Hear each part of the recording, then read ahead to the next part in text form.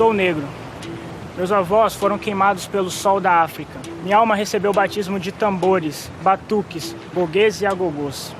Contaram-me que meus avós vieram de Luanda, com mercadoria de baixo preço. Plantaram cana para o senhor de Engenho Novo e fundaram o primeiro maracatu. Depois, meu avô brigou como um danado nas terras de Zumbi. Era valente como o quê? Na capoeira ou na faca? Escreveu, não leu, o pau comeu. Não foi um pai João, humilde e manso. Minha vovó não era de brincadeira. Na guerra dos malês, ela se destacou. Na minha alma ficará o samba, o batuque, o bamboleio e o desejo de libertação.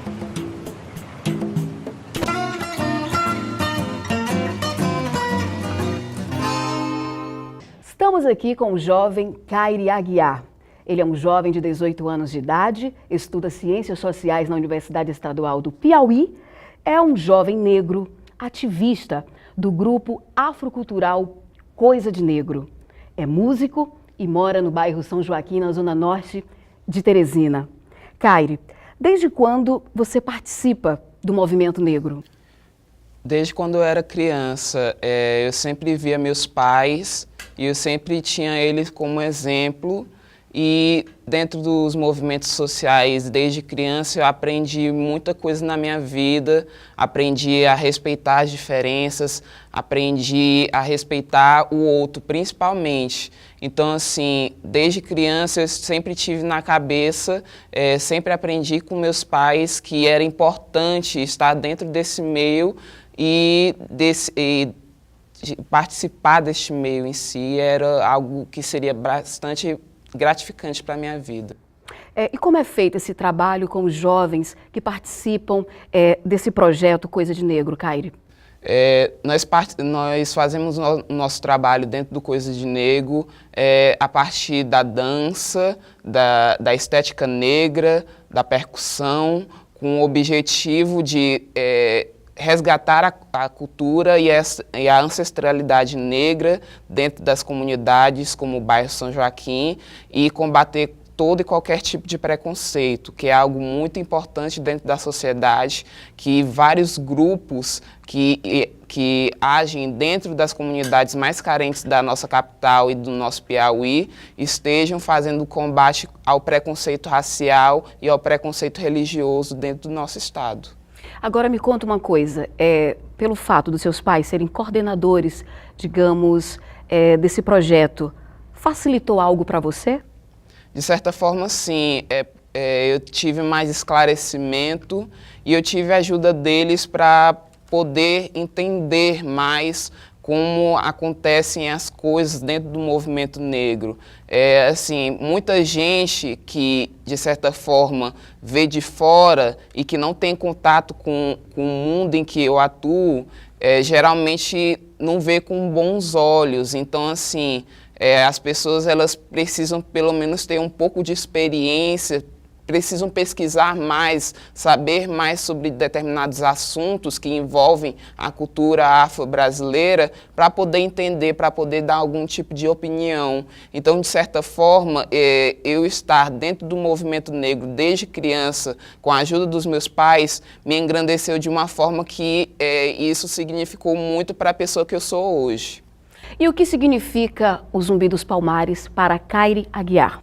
Zumbi é um Marte, é um exemplo para mim, é um herói, é uma pessoa que lutou a todo instante dentro da sua vida contra a escravidão, contra o preconceito racial, contra qualquer tipo de discriminação que havia no país no tempo em que ele vivia, e foi até a sua morte combatendo toda a escravidão, toda a história de escravismo que havia dentro do Brasil. Que políticas públicas, no seu ponto de vista, precisam serem criadas para a juventude negra em nosso país, Kairi?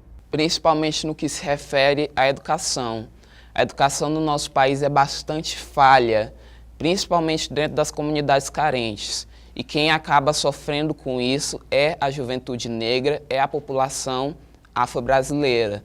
Porque, de certa forma, quem compõe essas comunidades carentes por uma questão histórica é a população negra. Então, de certa forma, se a educação ela é falha para essas populações, ela vai ser falha também para a juventude negra. Então, especificamente, deveria ser criada políticas públicas para ajudar essa população a estar dentro da educação, a conhecer principalmente também a África, como também sua cultura, dentro da história, com a Lei 10.639, que de certa forma não é executada de forma alguma, o que é uma infelicidade hoje para a população negra.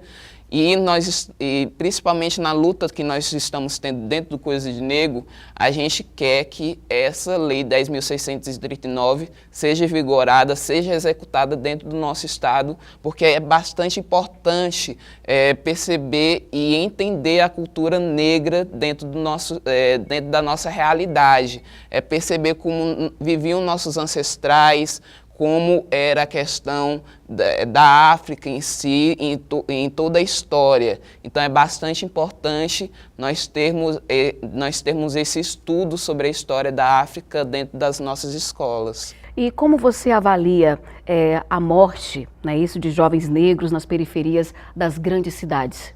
É uma infelicidade. Como eu tinha falado, há uma questão histórica que faz com que a população negra esteja dentro das grandes periferias e, infelizmente, por falta da educação, esses jovens negros acabam indo para o mundo da criminalidade.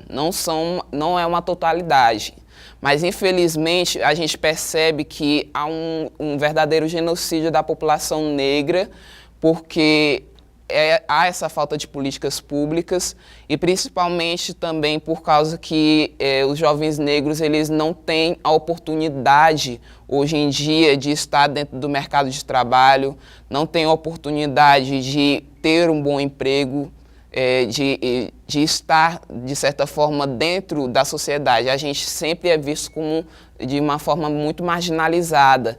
Então, um jovem negro que ele não se vê dentro da mídia, dentro da educação, dentro das políticas públicas, ele acaba, de certa forma, se perdendo dentro do mundo da criminalidade.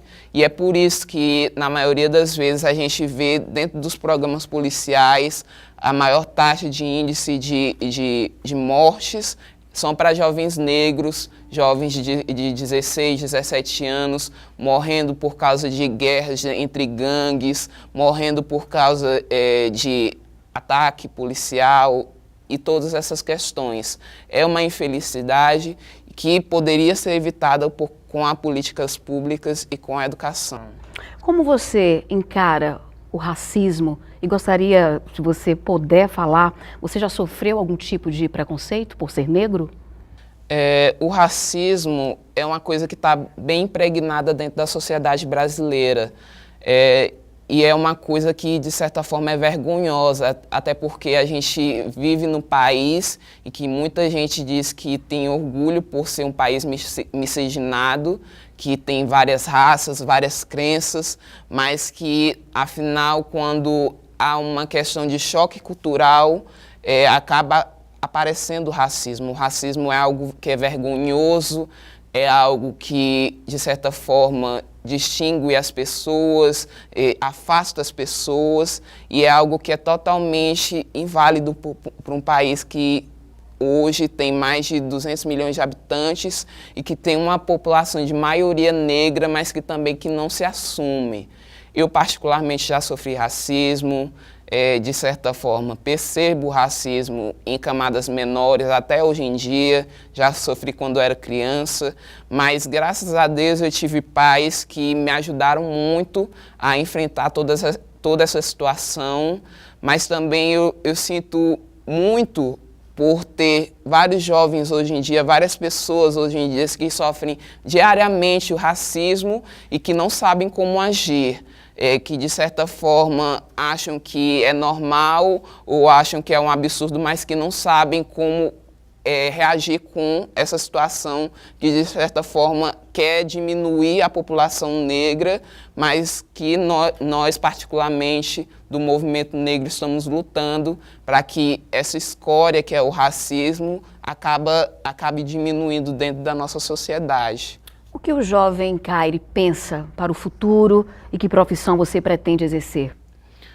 Eu penso sobre o futuro, particularmente para mim, para uma profissão, eu penso em atuar não só nas ciências sociais, mas também atuar dentro do direito, porque eu acho que é importante ter mais pessoas esclarecidas, negras, dentro dessa área que é o direito, e que, de certa forma, está faltando hoje em dia pessoas que entendam a questão da população negra dentro do direito e que possam defender e que possam influir dentro da sociedade para que, de certa forma, várias situações que envolvam a população negra, de certa forma, aconteçam, que são políticas públicas positivas e que também possam combater o racismo, o preconceito e olhar de forma mais aprofundada para as religiões de matriz africana, que, de certa forma, são muito discriminadas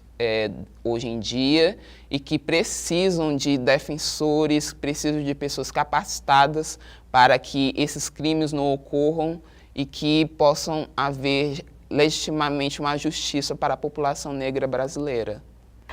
Kairi, a arte é para todos? A arte tem que ser para todos, mas o que a gente percebe hoje em dia é que a arte não é feita para todos.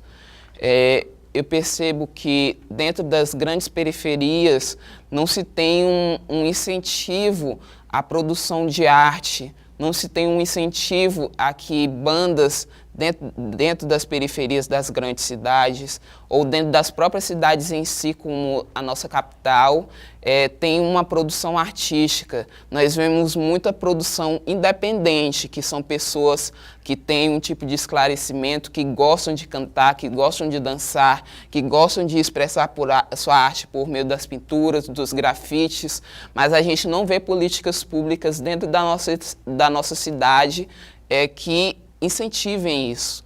Eu acho isso importante, a cidade se movimentar culturalmente, valorizar a cultura que veio principalmente do sertão, a cultura do nosso estado, a cultura daqui de Teresina, e que também possa ser aberto cultura para as próximas gerações, as novas culturas, por meio das redes sociais, por meio dos parques, como a gente vê no Parque da Cidadania, que é um parque que é muito democrático dentro da nossa cidade.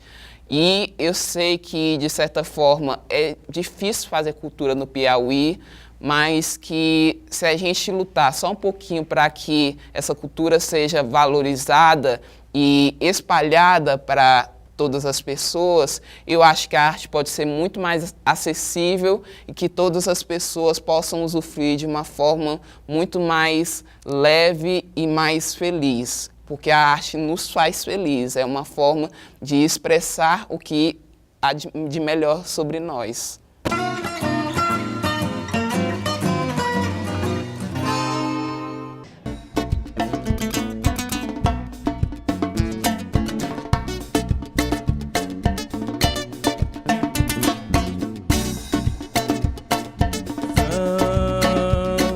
Milhões de corações oprimidos em busca da felicidade e da paz.